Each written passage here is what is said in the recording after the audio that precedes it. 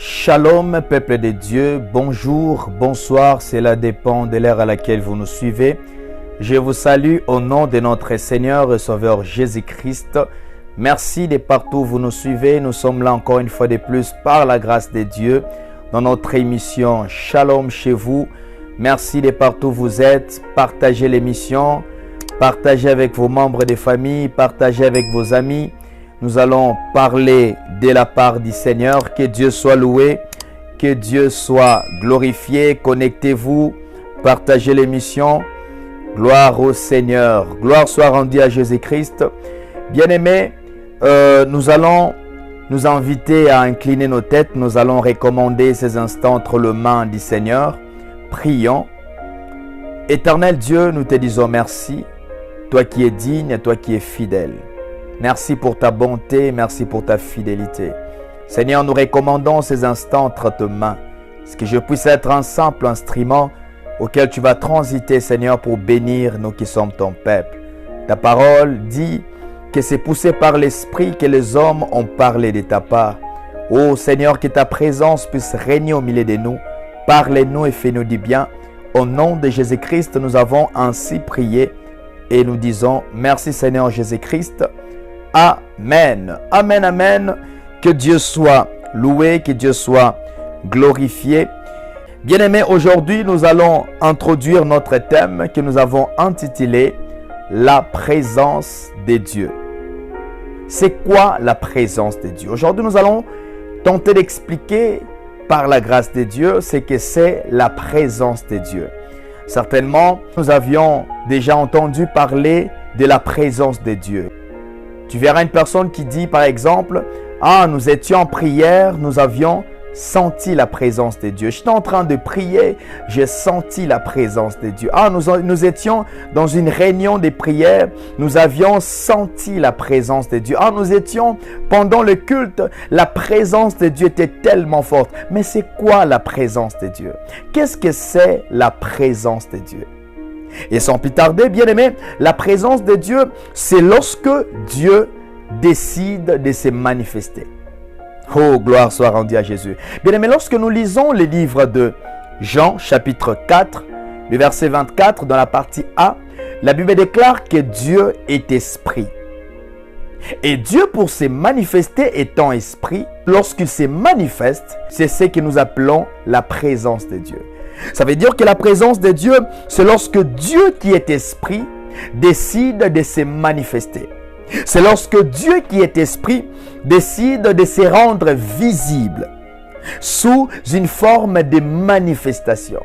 Voilà, la présence de Dieu, c'est lorsque Dieu se manifeste. Oh, gloire soit rendue à Jésus.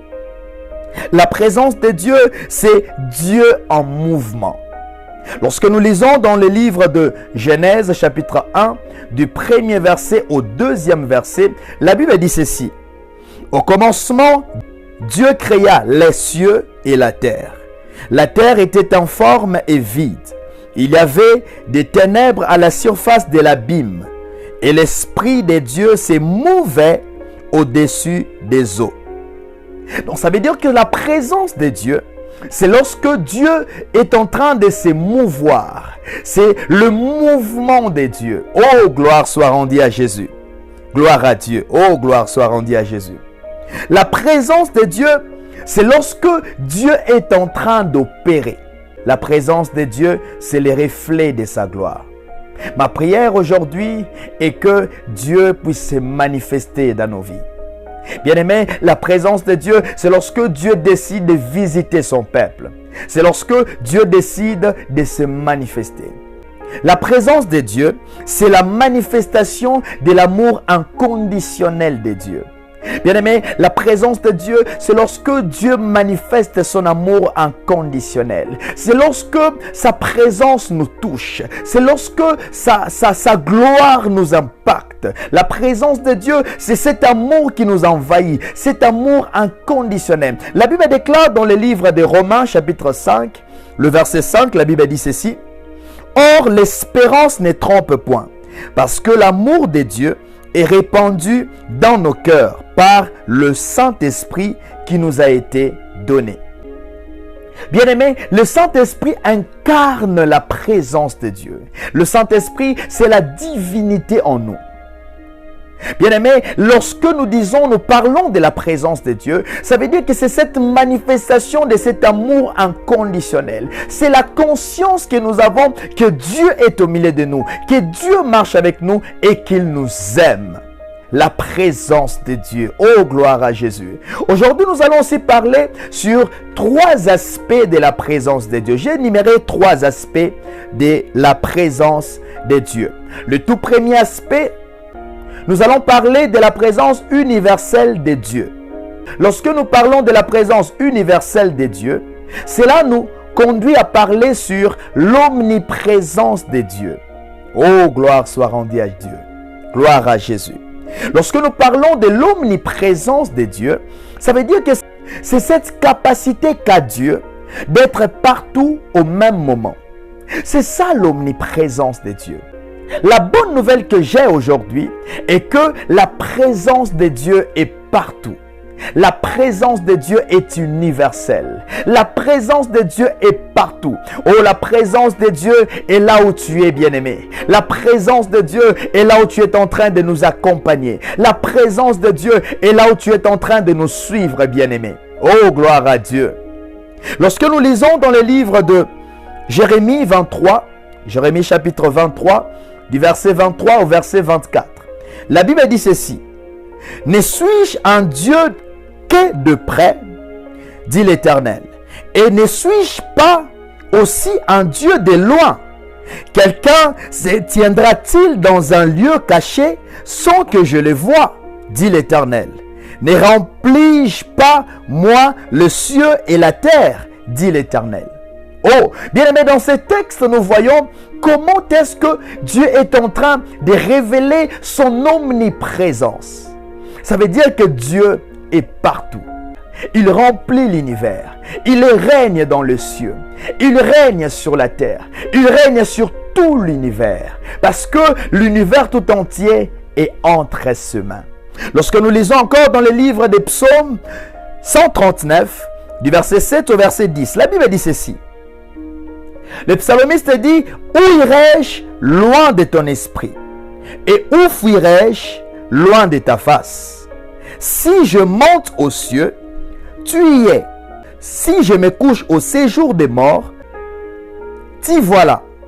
Si je prends les ailes de l'aurore et que j'aille habiter à l'extrémité de la mer, là aussi, ta main me conduira et ta droite me saisira. » Oh, bien-aimé, la présence de Dieu est universelle. Dieu est partout. Le psalmiste est en train de nous révéler que Dieu est dans le ciel. Dieu règne dans son trône. Il domine comme étant Seigneur, le roi des rois. Et le psalmiste est en train de nous révéler que Dieu est aussi même dans les séjours des morts. Oh, j'aimerais annoncer à quelqu'un que Dieu règne comme le roi des rois. Dieu règne comme le Seigneur des seigneurs. Il règne comme un juge. Il règne comme notre sauveur. Il règne comme le créateur de toutes choses. Le deuxième aspect de la présence de Dieu, c'est la présence manifeste de Dieu. Bien aimé, j'aimerais dire à quelqu'un une chose très importante. C'est que Dieu est partout, mais Dieu ne se manifeste pas partout. Alléluia.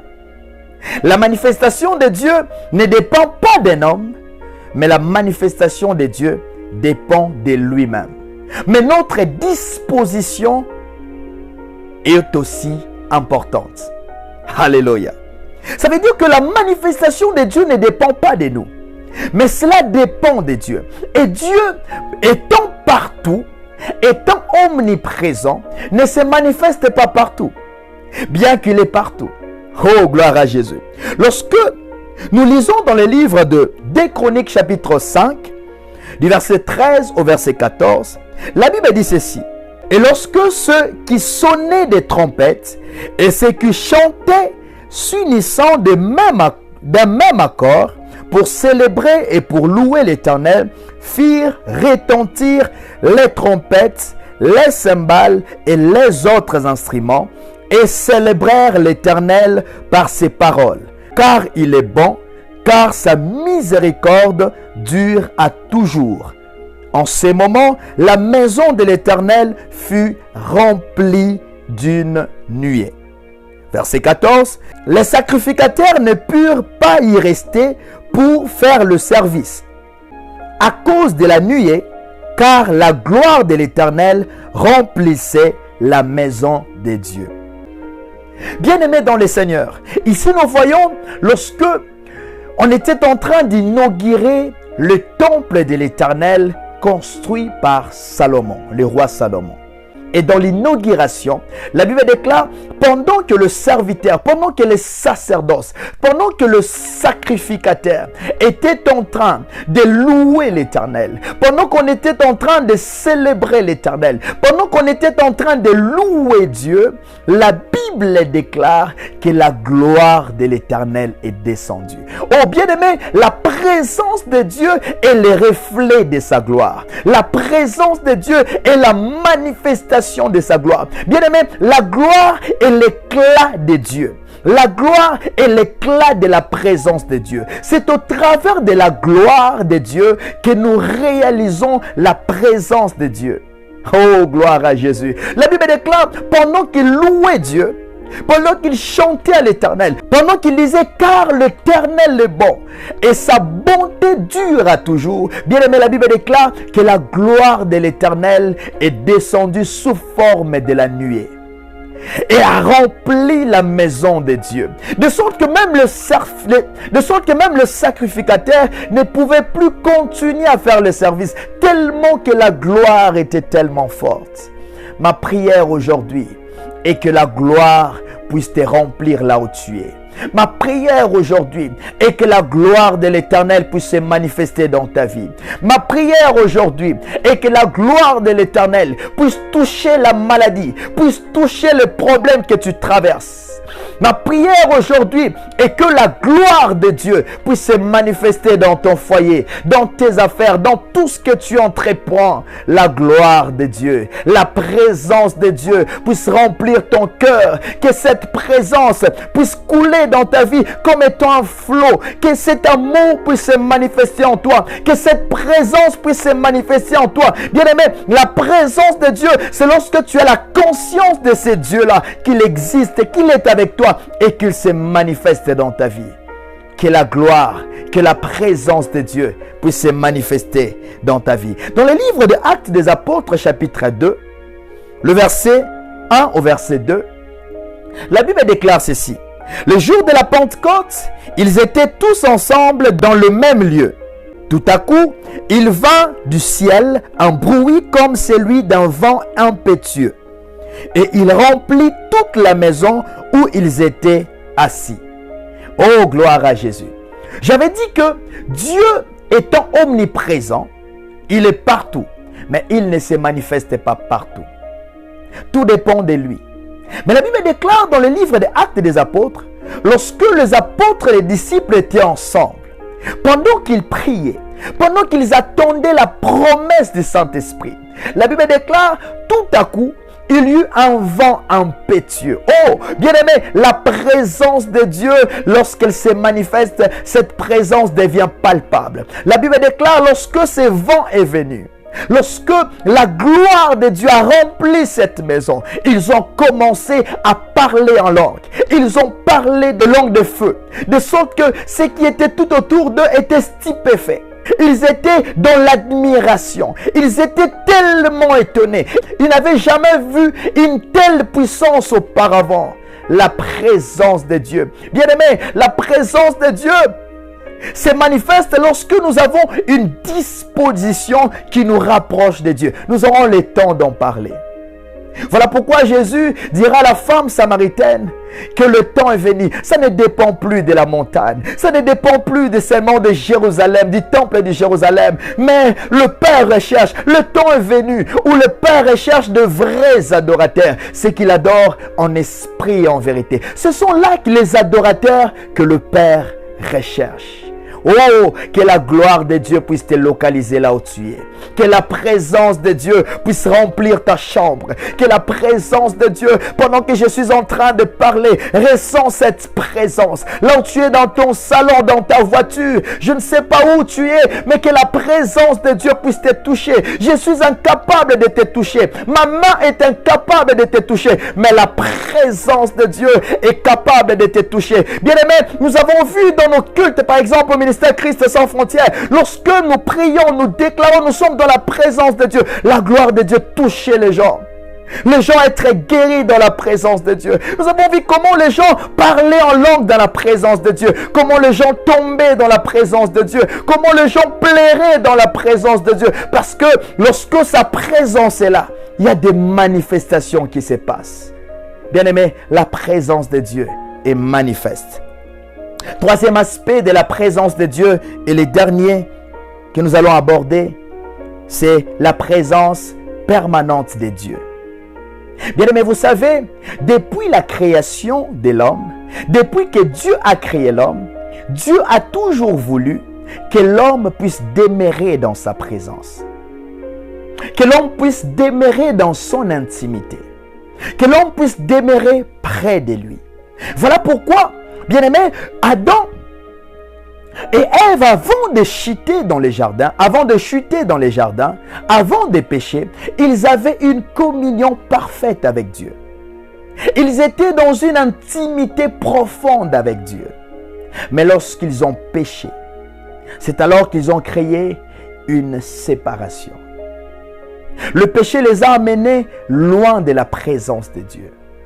Le péché a mis une barrière entre cette intimité qu'ils avaient auparavant avec leur vie actuelle. Le péché a mis une barrière entre Dieu et l'homme.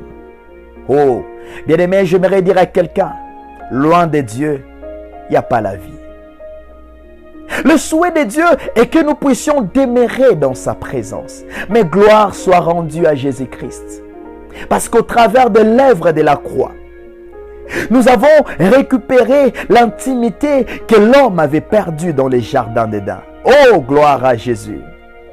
Au travers de l'œuvre de la croix, nous avons encore réitéré, nous avons repris le privilège de demeurer dans la présence de Dieu. Autrefois, après que l'homme ait chuté dans les jardins, la présence de Dieu était réservée par une certaine catégorie de personnes. Mais au travers de l'œuvre de la croix, nous avons ce privilège d'entrer dans la profondeur de la présence de Dieu. Bien-aimé, la présence permanente de Dieu, c'est Dieu en nous. C'est lorsque Dieu demeure dans la vie d'une personne. Oh, bien-aimé, laisse-moi te dire, toi qui n'as pas encore Dieu dans ta vie, toi qui n'as pas encore reçu Jésus-Christ comme Seigneur et Sauveur dans ta vie, bien-aimé, tu as encore un manque dans ta vie.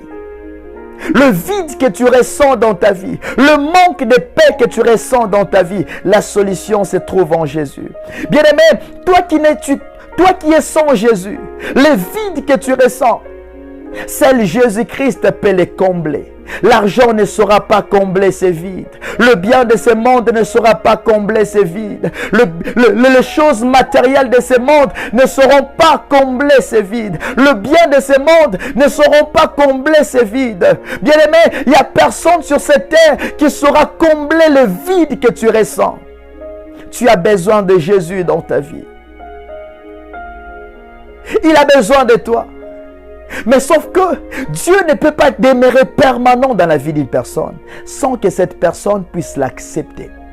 Voilà pourquoi, pour que nous puissions bénéficier de la présence permanente de Dieu, nous devons recevoir Jésus-Christ comme notre Seigneur et Sauveur. C'est alors que le Saint-Esprit, la divinité, la personne en Dieu, le Saint-Esprit qui est la divinité, le Saint-Esprit habitant dans l'homme, le Saint-Esprit est Dieu en nous.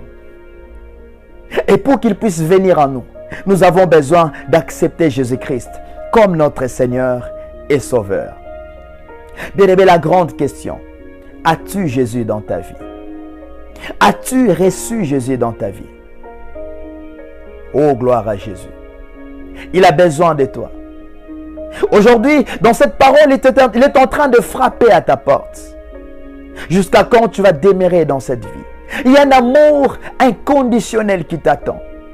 Lorsque tu l'acceptes comme Seigneur et Sauveur, la présence de Dieu va remplir ton cœur. La présence de Dieu va remplir ton âme. La présence de Dieu va remplir ton esprit. Cette présence est tellement douce. Cette présence est tellement merveilleuse. Bien-aimé, aujourd'hui, n'endurcis pas ton cœur. Il frappe à ta porte. J'aime ce que l'Apocalypse chapitre 3, le verset 20 déclare. Voici, je me tiens à la porte et je frappe. Si quelqu'un entend ma voix et ouvre la porte, j'entrerai chez lui. Je souperai avec lui et lui avec moi. Ça veut dire que pour que Dieu puisse demeurer permanent dans nos vies, bien-aimé, tu dois ouvrir la porte. Tu dois l'accepter comme Seigneur et Sauveur. Bien-aimé, toi qui me suis, bien-aimé, il se peut que tu n'as pas encore accepté Jésus-Christ comme ton Seigneur et Sauveur. Tu n'as pas encore donné ta vie à Dieu. Bien-aimé, si tel est le cas, fais cette prière ensemble avec moi. Incline ta tête. Commence à réaliser ta vie. Bien-aimé, tu ressens ces manques en toi. Tu ressens ces manques d'amour inconditionnel. C'est vrai que tu as cherché de gauche à droite, tu n'as pas trouvé. Mais bien-aimé, fais cette prière ensemble avec moi. Toi qui n'as pas encore reçu Jésus, fais cette prière. Mets ta main sur ton cœur et déclare ceci. Dis Seigneur Jésus, je viens au milieu de toi. Je viens près de toi. Accepte-moi dans ta présence. C'est vrai, je péchais contre toi. Je reconnais mon mal. Je reconnais mes péchés. Je confesse de ma bouche que tu es mon Seigneur et mon Sauveur. Je crois dans mon cœur que tu es mort et ressuscité pour me sauver. Je crois cela fermement dans mon cœur. Entre dans mon cœur. Entre dans ma vie. Illumine ma vie. Transforme ma vie. Remplis-moi de ton amour. J'ai besoin de toi. Pardonne mes péchés. Accepte-moi par ta grâce. Au nom de Jésus, j'en suis prié. Amen. Toi qui as fait cette prière, bien-aimé, sache que tu as maintenant Jésus dans ta vie.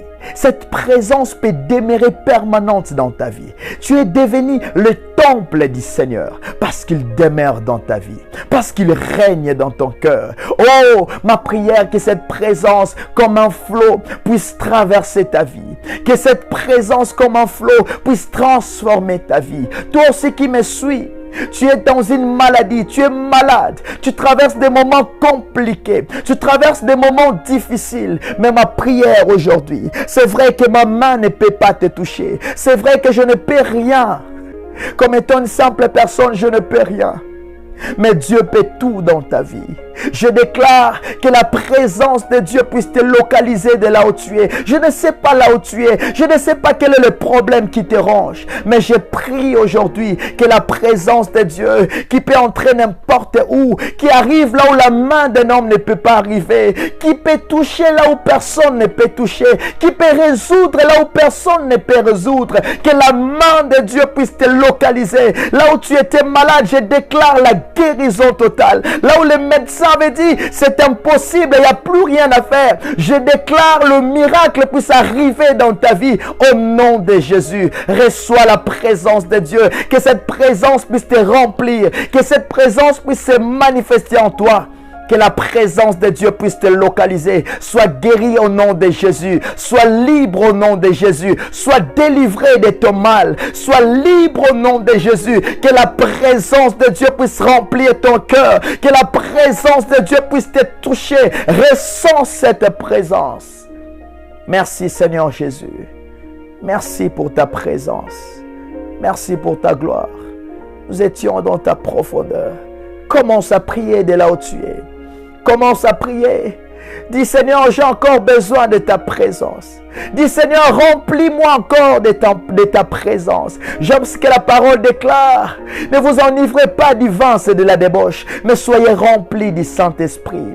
Le Saint-Esprit est l'incarnation de la présence de Dieu en nous.